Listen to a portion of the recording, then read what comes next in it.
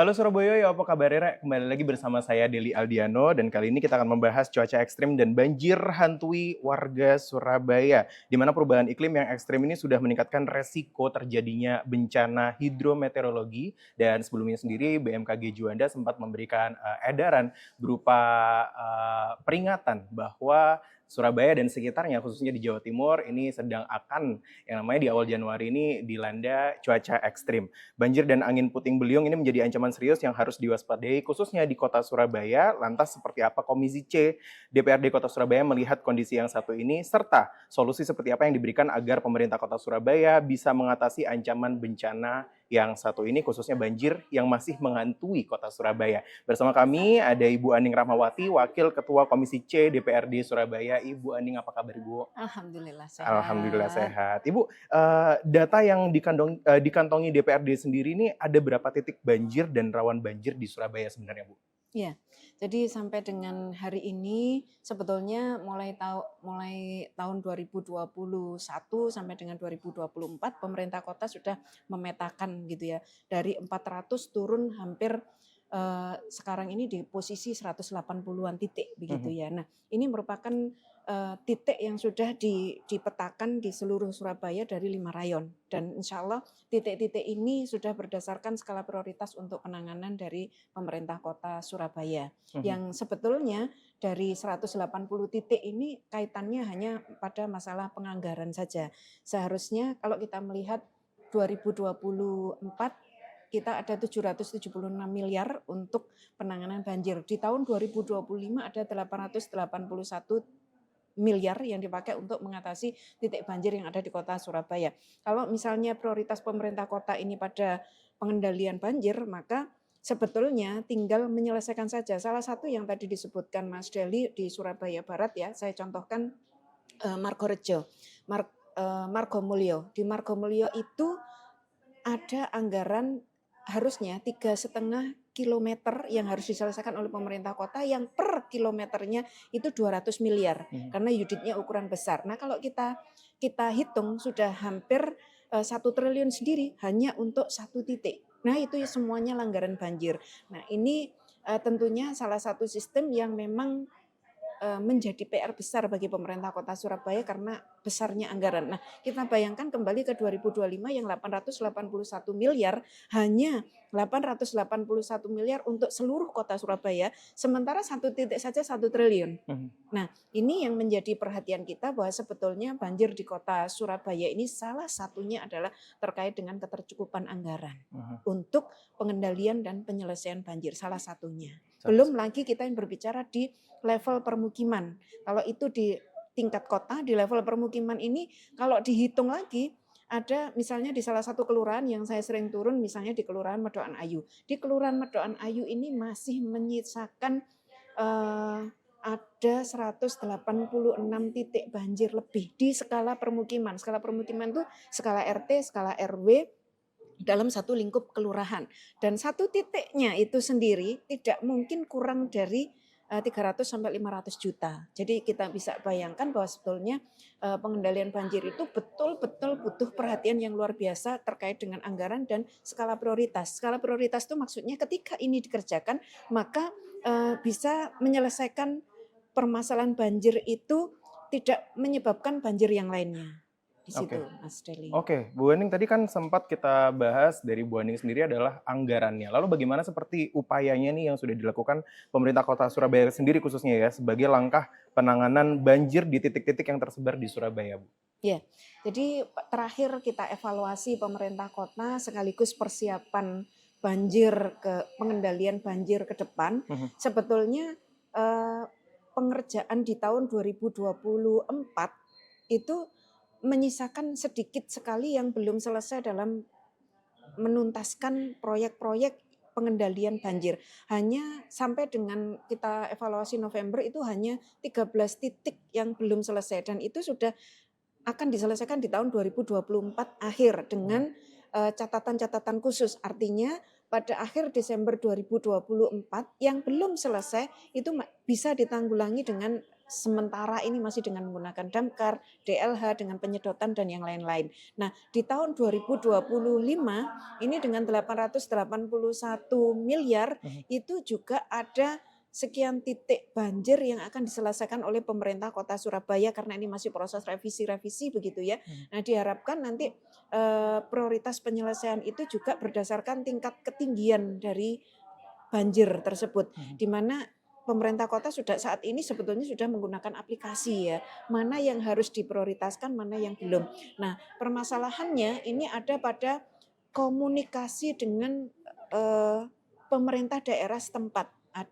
Kita ini kan posisinya berkali-kali menyebabkan banjir, itu posisi kita di hilir. Hulunya itu baik itu banjir kiriman dari Mojokerto, kemudian dari Gresik, begitu. Nah, ini perlu komunikasi karena kemarin kita memanggil BBWS dan Jasa Tirta contohnya. Di hulunya pada waktu pintu air ini dikelola, hulunya itu sendiri sedimentasinya luar biasa.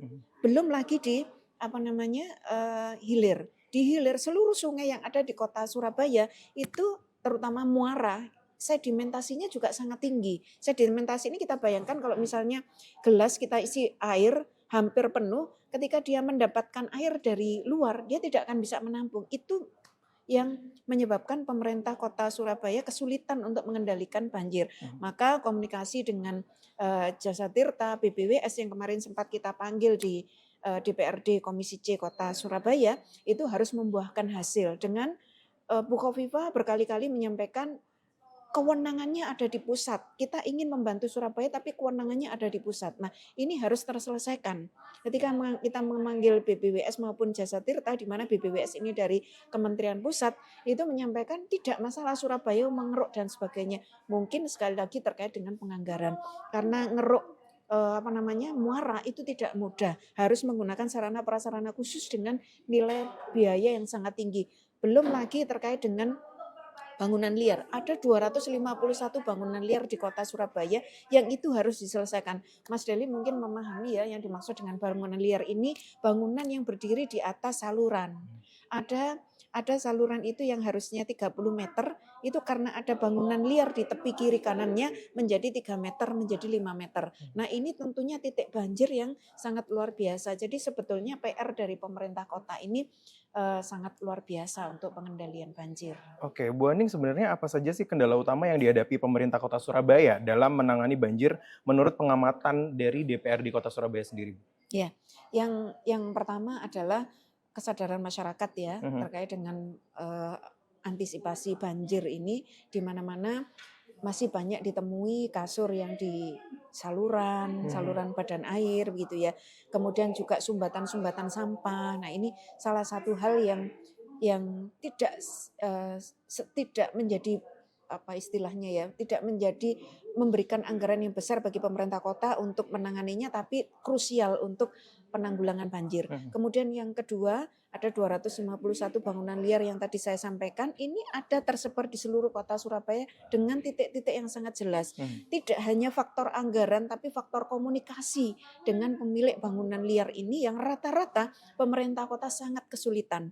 Jadi kalau ini tidak dituntaskan, diselesaikan secara bertahap, maka bangunan liar ini akan menjadi PR besar bagi pemerintah kota untuk mengendalikan banjir yang ada di kota Surabaya. Kemudian yang ketiga, proses normalisasi saluran. Normalisasi saluran ini terkait dengan sarana prasarana. Kita memanggil DSDAPM atau PU bidang yang menangani Sarpras Kota Surabaya. Nah, Sarpras yang dipakai untuk pengendalian banjir ini banyak yang aus, banyak yang rusak. Sehingga pada saatnya dilakukan proses normalisasi terkendala dengan alat yang tidak ready. Kemudian yang berikutnya juga kita melihat di kelurahan-kelurahan yang ada di kota Surabaya, Satgas pemerintah kota ini tersebar di seluruh kelurahan. Nah, tugasnya adalah menormalisasi di skala kelurahan, RT, RW. Tidak tersedianya alat. Ini saya betul-betul turun ke lapangan kalau ini pada saat musyawarah. Iya, baik. Baik Bu Aning, mungkin sesaat lagi kita di segmen selanjutnya akan membahas efektivitas anggaran penanganan banjir khususnya di Surabaya. Anda jangan kemana-mana, masih bersama kami di sini.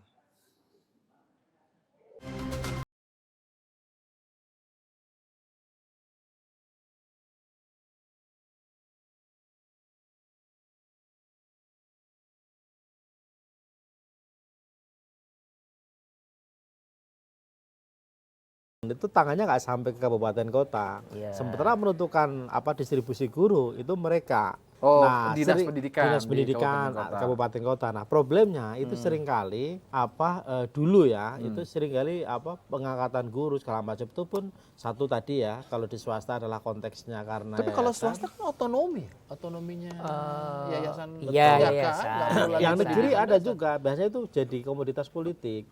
Jadi ada beberapa, misalnya kabupaten kota, kalau dulu ya, ini kan udah enggak. Ini ada Jelang menteri jelang yang baru. pilkada, Ini ada wamen yang baru loh. Dia enggak punya pilkadanya aturan udah nggak baru. ada lagi juga. Udah serentak. Kalau dulu kan tiap kali pilkada, nah dia berlomba-lomba ngangkat guru sebanyak-banyaknya. Sementara yang ngurusin bayarnya Jadi pemerintah pusat. Anggarannya gitu. Anggarannya. ya gara-gara itu memang salah satu konsekuensi negatifnya itu adalah ada penumpukan guru di satu sekolah, Nah, di yang satu bagus. lokasi.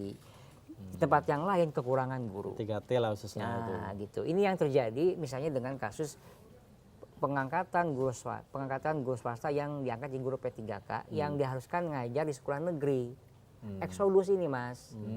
Bagaimanapun guru punya hak kenaikan jabatan, kenaikan penghasilan yang baik. P3K salah satu caranya kan P3K. Begitu diterima P3K harus ngajar di sekolah negeri, meninggalkan sekolah swasta asalnya. Nah, ini merepotkan sekolah-sekolah swasta.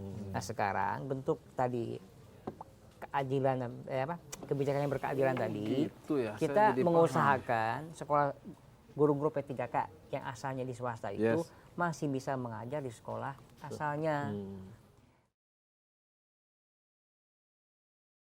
Ada nggak bukti-buktinya? Kalau itu ada, saya kira sangat lumrah atau lazim tindakan-tindakan dilakukan, memang harusnya begitu. Kalau mau diuji, sebetulnya ada alat buktinya apa enggak sih? Ada mekanisme di pra-peradilan. Ada mekanisme. Dan itu memang langkah hukum yang bisa dilakukan ketika memang mau menguji itu semua. Betul. Soal penetapan tersangka termasuk Ya. juga untuk menguji bukti-bukti tadi ya. Ya. Oke. Nah, ini yang kemudian juga menarik ya Mas Novel. Mantan kader PDI Perjuangan Effendi Simbolon meyakini ini soal ada tidaknya sebenarnya campur tangan atau invisible hand begitu ya, penguasa pada saat itu begitu ya. Kita akan lihat dulu cuplikan dari Pak Effendi Simbolon yang merupakan mantan kader PDI Perjuangan. Kita lihat bersama. Ini nggak hanya sebatas seorang Hasto, saya kira. Ini harus tanggung jawabannya dari ketua umumnya dong. Ketua umumnya yang harus bertanggung jawab. Ya, meletakkan jabatan kan itu satria juga. Setahu saya justru Pak Jokowi bantu dia. Setahu saya selama ini. Ya, buktinya kan sampai dengan periode pengurus pimpinan KPK yang lama kan tidak pernah ada dikutak-atik. Ini kan periode yang baru. Nah, itu tadi kita dengarkan bersama mantan kader PDI Perjuangan yang mengatakan justru Pak Jokowi yang bantu dia, setahu saya selama ini. Nah, gimana nih? Saya nggak tahu ya. Tentunya itu di luar kompetensi saya gitu. Karena kalau saya tentunya bicara saya praktisi hukum, saya juga bidang hukum pendidikan saya dan pengalaman saya. Jadi kalau bicara terkait dengan yang disampaikan tadi, Effendi Simbolon, saya nggak bisa menilai, nggak bisa mengukur. Dan tentunya lebih banyak kepada persepsi rasanya. Kalau saya begitu ya, saya nggak bisa mengukur persepsi juga kan. Atau mungkin dia bicara fakta yang dia tahu, saya nggak tahu.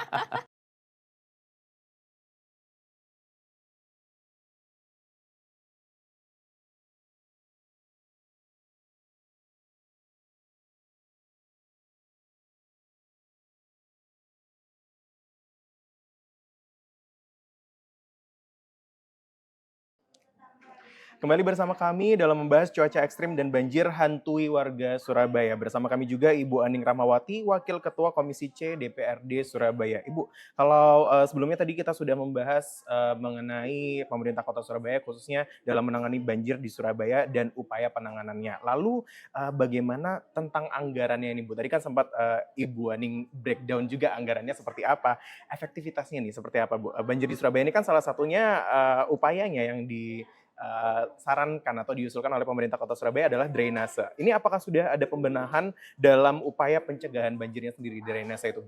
Ya, jadi kalau kita berbicara tentang anggaran, anggaran untuk pengendalian banjir ini selalu prioritas yang kesekian. Karena memang bukan prioritas wajib atau mandatory spending dari pemerintah pusat seperti pendidikan harus 20%, kemudian kesehatan minimal harus 10%. Jadi bukan mandatory spending, sehingga dari tahun ke tahun selama saya menjabat menjadi anggota dewan 5 tahun ya, satu periode kemarin, itu pasti yang akan dirasionalisasi adalah infrastruktur. Dan salah satu infrastruktur yang paling mudah untuk digeser itu adalah infrastruktur pengendalian banjir. Bahkan pada waktu Covid kemarin 0% gitu ya untuk pengendalian banjir di Kota Surabaya mulai tahun 2020, 2021, 2022 sudah mulai 0% untuk dana kelurahan. Kalau kita bayangkan seperti ini, kalau kita mau membangun di sebuah kelurahan, yang namanya dana kelurahan itu ada rumusnya. 5% dari APBD setelah dikurangi DAU, jatuhnya setiap kelurahan itu 3-4 miliar. 3-4 miliar kalau dalam satu kelurahan itu ada 15 RW, maka dibagi gitu ya, 4 miliar dibagi 15 RW dapatnya 300 juta. 300 juta tidaklah cukup untuk membangun hanya satu saluran saja di satu kelurahan. Sehingga di sini kita berbicara anggaran untuk pengendalian banjir di tingkat perkotaan dan pengendalian banjir di tingkat RT, RW, kelurahan atau permukiman. Selama ini terbesar adalah di tingkat perkotaan. Contoh saja pada tahun 2023 ya, itu 400 miliar untuk pengendalian banjir perkotaan, 100 sekian miliar untuk pengendalian banjir di level permukiman. Itu pun masih dirasionalisasi begitu ya. Nah, di tahun 2025 ini sudah ada perubahan. Perubahannya apa? Lebih banyak anggaran untuk kelurahan. Ada 400 sekian untuk anggaran di pemukiman, pengendalian banjir pemukiman, ada 300 sekian untuk anggaran di level perkotaan. Jadi sudah berubah, porsinya sudah berubah. Sehingga pemerintah kota ini betul-betul memprioritaskan untuk pengendalian banjir di tingkat RT, RW, kelurahan yang selama ini memang masih banyak sekali banjir yang ada di tingkat kelurahan. Nah, dengan adanya proses rasionalisasi di setiap tahunnya untuk penganggaran banjir, maka secara otomatis titik banjir dan di level kota dan di level kelurahan itu akan selalu ada gitu ya. Akan 180 tadi masih di level kecamatan, di level perkotaan, di level kelurahan, kecamatan, permukiman itu masih banyak lagi kalau kita lihat. Nah, jadi kalau ditanya bagaimana nanti penganggaran ini untuk pengendalian banjir, maka sekarang kita sedang mempersiapkan yang namanya Raperda Pengendalian Banjir. Nah, pemerintah kota selama ini hanya menggunakan Surabaya Drainage Master Plan. SDMP. Jadi master plan yang kalau tidak dilaksanakan pun tidak ada sanksi. Maka kita dari DPRD, inisiatif DPRD Kota Surabaya sekarang sedang mempersiapkan Raperda Pengendalian Banjir yang di situ ada sanksinya. Yang di situ nanti ada rencana induk drainase sekaligus juga pembiayaannya, sekaligus juga seprioritasnya. Sehingga nanti akan kelihatan jelas itu. Banjir Kota Surabaya itu akan selesai pada tahun keberapa. Kemudian yang dikerjakan oleh pemerintah kota pada tahun ini apa. Yang dikerjakan oleh pemerintah kota 10 tahun ke depan di titik mana saja. Nah, ini nanti akan ada koridornya, frame-nya ada di Raperda Pengendalian Banjir. Sehingga tidak bisa lagi nanti dirasionalisasi gitu ya. Tidak bisa lagi nanti ini anggarannya untuk kemiskinan kurang maka harus begini, enggak bisa. Maka harus dihitung betul. Nah, ini terkait dengan konsep penganggaran di Kota Surabaya. Jadi kalau ada salah satu tulisan yang menyebutkan 1,4 triliun nanti dianggarkan di Kota Surabaya, sebetulnya 1,4 triliun itu anggaran secara keseluruhan PU gitu ya di SDAPM. Kalau anggaran dari pengendalian banjir sendiri tidak lebih dari 881 miliar dan itu sangat sebetulnya tidak banyak untuk sekelas kota Surabaya. Iya, oke. Bu Aning, memang menurut Bu Aning itu tidak banyak, apalagi tadi Bu Aning sempat sampaikan di tahun 2024 sendiri ke 2025 adanya sedikit perubahan dari entah itu penanganan banjir di Surabaya, kota khususnya maupun di tingkat permukiman ya. Nah, ini menurut Bu Aning sendiri dari kacamata DPRD Kota Surabaya, apakah anggaran segitu cukup untuk menangani banjir di Surabaya baik di kota maupun di pemukimannya? Jadi kasar kalau saya menghitung kasar gitu ya Mas, untuk menyelesaikan di seluruh RT, RW, kelurahan, kecamatan itu sendiri bisa lebih dari 7 triliun untuk menyelesaikan di level permukiman. Nah tadi kalau yang dihitung presisi, yang di Surabaya Barat tadi yang di Margo Mulyo gitu ya, itu 3,5 kilometer dikalikan 200 miliar. Ya. Bisa sampai 700 miliar lebih hanya untuk satu titik gitu kan. Jadi kita bisa bayangkan memang harus bertahap dan berkolaborasi dengan banyak pihak. Kemarin kebetulan ada DPR RI datang ke pemerintah kota kunjungan kerja dan kita sampaikan minta tolong anggaran yang ini dari APBN gitu kan. Jadi memang harus kolaborasi positif dengan pemerintah pusat terkait dengan penganggaran ini sehingga tidak semuanya ditanggung oleh pemerintah kota termasuk dengan Jasa Tirta dan BPWS. Kita undang kemarin Jasa Tirta dan BPWS disampaikan bahwa mereka sedang membuat master plan pengendalian banjir khusus kota Surabaya. Nah, kenapa tidak sinergi begitu kan? Kenapa harus sendiri-sendiri dari BPWS membuat master plan, Surabaya sekarang sedang merancang perda, maka harus komunikasi. Tidak bisa kalau tidak ada komunikasi dengan berbagai pihak. Baik, Bu Aning mungkin singkat saja ini menurut Bu Aning ya, efektifkah penggunaan anggaran untuk penanganan banjir di kota Surabaya sendiri Bu? Dengan total anggaran yang sudah dibilang Bu Aning tadi. Efektif atau tidak Bu? Iya, jadi sebetulnya kalau ditinjau dari sisi efektivitas dan efisiensi, kita melihat produk gitu ya. Produk dari pengendalian banjir itu saat ini masih belum selesai gitu ya, masih panjang gitu ya. Jadi kalau mau efektif itu harus ada dalam koridor pentahapan yang jelas. Tidak reaktif tapi harus pentahapan jalan. Reaktif itu seperti ini misalnya ya Mas ya. Reaktif itu ketika ada kunjungan dari pejabat, entah itu dari DPRD, entah itu dari pemerintah kota, banjir di situ. Nah, kemudian ini harus langsung dikerjakan. Sementara itu tidak ada dalam perencanaannya pemerintah kota, tidak ada dalam pentahapannya pemerintah kota. Akhirnya tidak menyelesaikan masalah begitu ya. Satu contoh di Pakis. Pakis kemarin saya langsung lihat bahwa sudah dibangunkan gorong-gorong. Baru selesai. Tapi ternyata dengan dibangunnya gorong-gorong tidak menyelesaikan masalah banjir. Malah berpindah ke RT RW yang ada. Gorong-gorong ini tidak berfungsi. Harusnya air itu mengalir ke gorong-gorong, ternyata air ini mengalir ke tempat yang lain. Teriaklah orang-orang warga. Ini kok dibangunkan gorong-gorong malah banjir begitu ya.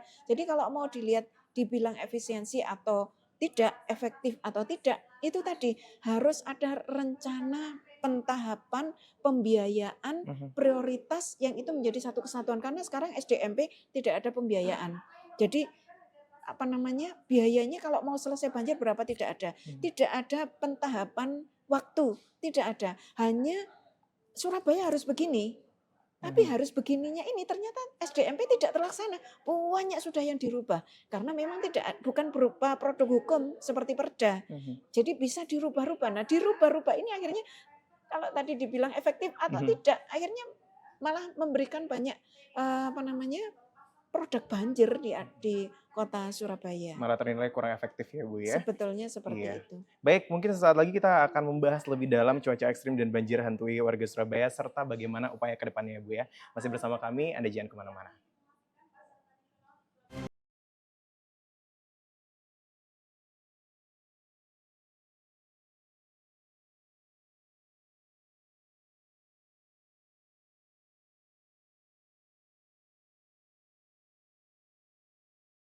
Nggak harus melulu gaji ya? Nah, jadi bicara kesejahteraan guru komponennya banyak. Gaji pokok, sertifikasi, tunjangan profesi, sama tambahan penghasilan, tamsil istilahnya itu.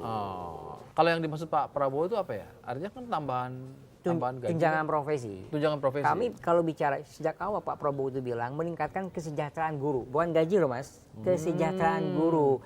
Nah kami di Kementerian Pendidikan sesuai dengan kewenangannya menerjemahkan kesejahteraan itu berbasis sertifikasi. Kan itu udah lama sebenarnya kebijakan sertifikasi itu. Itu zamannya Pak SBY, betul. Nah, yang disentuh waktu itu adalah guru ASN. Yang kemarin betul-betul baru kami sentuh adalah guru non ASN. Kalau yang dimaksud presiden itu formulasinya gimana sih? Artinya yang ASN atau non ASN atau keduanya? Stresinya di guru non ASN. Jadi selama ini kan guru non ASN ini kurang diperhatikan lah dalam tanda petik ya. Karena kalau guru ASN lumayan dapat perhatian ya. Nah, makanya ketika kami Yang belum diangkat lah istilahnya gitu kan? ya Iya. guru non ASN ini kan banyak juga yang sudah tersertifikasi gajinya mau gaji tunjangan profesinya 1,5 juta. Kemarin kan dinaikin 500.000. Banyak yang bilang kok cuma 500.000. Nah, coba Anda tanya ke guru-guru di daerah, uang 500.000 itu sesuatu banget. Apalagi yang kemarin kita akan berikan itu kan ke 600.000 orang lebih. Total anggaran yang digelontorkan itu kan sekitar 16,67 triliun. Itu kan bukan angka kecil pada konteks ekonomi sekarang yang kita juga nggak terlalu gampang, nggak terlalu susah misalnya kan. Saya kaget juga. Jadi yang diminta ikatan guru, ya pernyataan ikatan guru kan analoginya adalah ya kalau zonasi dihapus, konteks soal zonasi ya, zonasi zonasi dihapus lagi. tapi sekolah negeri nggak Ditambah. ya percuma. Padahal ternyata yang terjadi situasinya adalah banyak sekolah negeri yang kekurangan guru juga ya. Banyak Mas, banyak. Bisa dicek kok. Bisa dicek. Ya karena itu Mas, karena tidak terjadi penumpukan, tidak merata. Dan Sebenarnya ada banyak, tapi rata-rata milihnya di pusat-pusat kota ya. Kota, dekat tempat kecamatan. tinggalnya. di sekolah-sekolah yang bagus, yang fasilitasnya memadai gitu loh. Tuh, jadi mencari zona nyaman, mohon maaf. Anda yakin Harun Masiku masih di Indonesia? Kalau dia ada di luar negeri, itu akan mudah ketahuan. Biasanya begitu. Karena wajah kita kan wajah Melayu ya. Logat dan segala macam itu akan mudah kelihatan. Dan kalau kita kan ada administrasi kependudukan dan segala macam, termasuk ada paspor. Jadi kalau dia di luar negeri pasti akan sangat kesulitan ya. Tapi kalau dia di Indonesia itu peluang sembunyinya itu justru akan lebih mudah. Ya, dari pertimbangan itu, dari perkiraan itu, saya memperkirakan dia ada di Indonesia. Anda memperkirakan Harun Masiku, seorang Harun Masiku masih berada di Indonesia? Saya menduga begitu. Menduga Harun Masiku masih ada di Indonesia, posisinya masih ada di Indonesia dan lebih mudah untuk sembunyi ketika di Indonesia. Iya, mestinya akan begitu. Karena dia di Indonesia kan punya banyak teman gitu ya. Dan keluarga barangkali atau siapapun lah. Termasuk masih ada yang melindungi? Nah itu nggak tahu.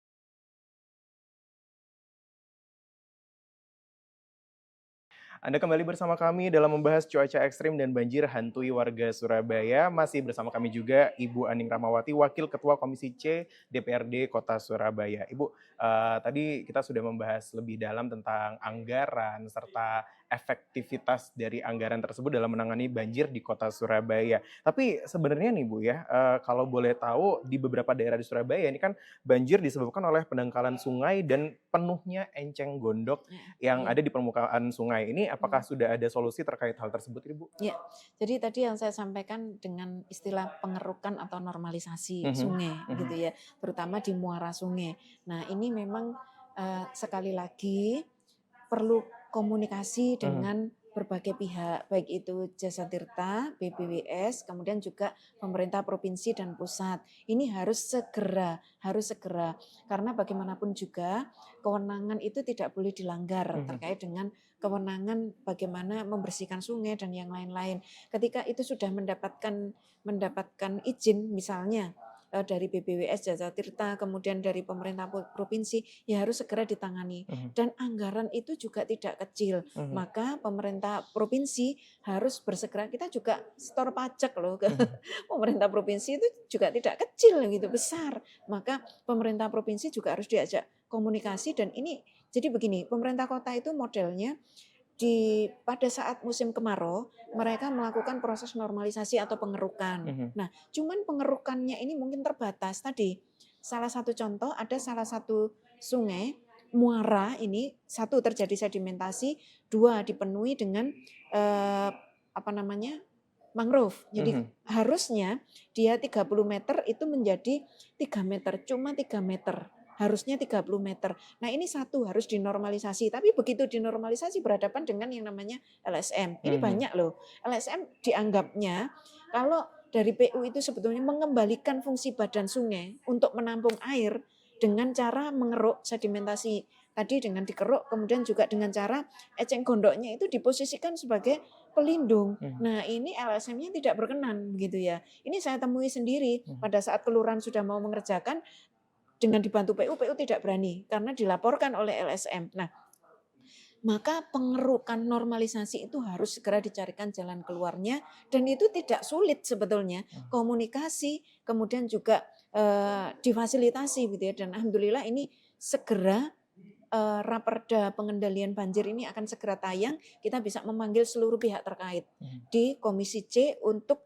menyelesaikan banjir ini secara cepat gitu ya, dengan menggunakan regulasi atau peraturan yang saat ini belum pernah ada di pemerintah kota Surabaya. Jadi kalau ditanya bagaimana terkait dengan eceng gondok, kemudian sedimentasi harus segera, karena yang satu pertama sebetulnya tidak sulit komunikasinya, yang kedua tinggal pembagian anggaran saja, tinggal pembagian anggaran antara pemerintah kota, pemerintah provinsi dan pemerintah pusat.